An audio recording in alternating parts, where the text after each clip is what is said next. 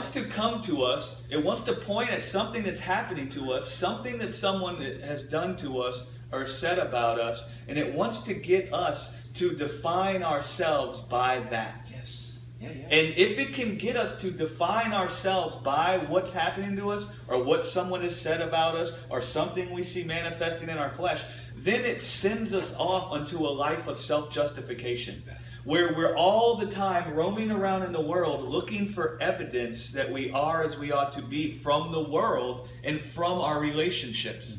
Where we're looking for evidence that we are as we ought to be based on how someone is reacting to us or treating us or what they say or do. And Jesus, He died unto that life. Yes. He died unto the life where He looked for the evidence of who and what He was from the world.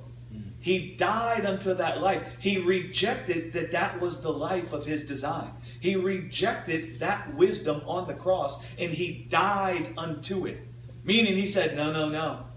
This can never be a word about who and what I am. Right. This can never be a word of the Father's thoughts of me and His intentions towards me. This death I see manifesting in my body on the cross can never be a word about whether I am as I ought to be or not.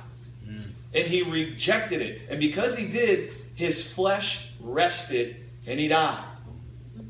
Now, in His death, there could be a resurrection. And in His resurrection, there could be an ascension. And in His ascension, there could be the same Spirit poured out into the earth that dwelled in Him and caused Him to reject that wisdom and caused Him to die to that wisdom. And now that Spirit is poured out into the earth. I can behold that Spirit. I can believe on that Spirit. That Spirit dwells in me, and it makes me conformable in my heart to the death He died. And now in my heart, I also die unto sin. I die in my heart unto a life where I look to the world around me and the way people respond to me in order to find evidence that I am as I ought to be. It brings about my death to that life.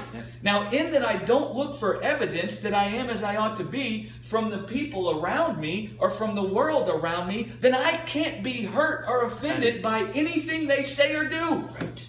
Because I'm not looking to them for evidence. Right. And so if I'm not looking to them for evidence, they can't ever bring pain to me. The only way we can be hurt or offended by what somebody says or does to us is if we're looking to them for validation. If I'm not if I wasn't looking, I got caught in the trap of I am too intense.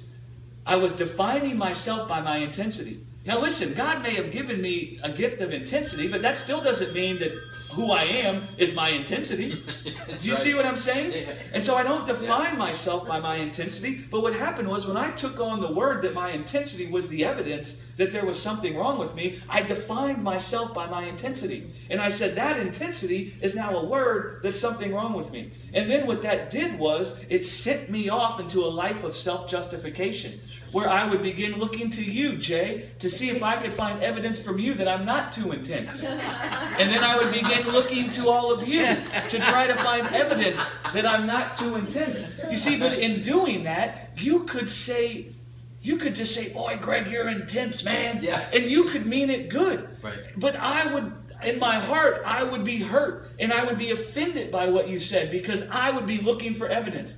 But if I died to the word that said, I am defined by my intensity. If I die to that word, then I also die to a life of self-justification, and I'm not looking for evidence to find out that who I am is as it ought to be. And so then I won't be offended. Yeah.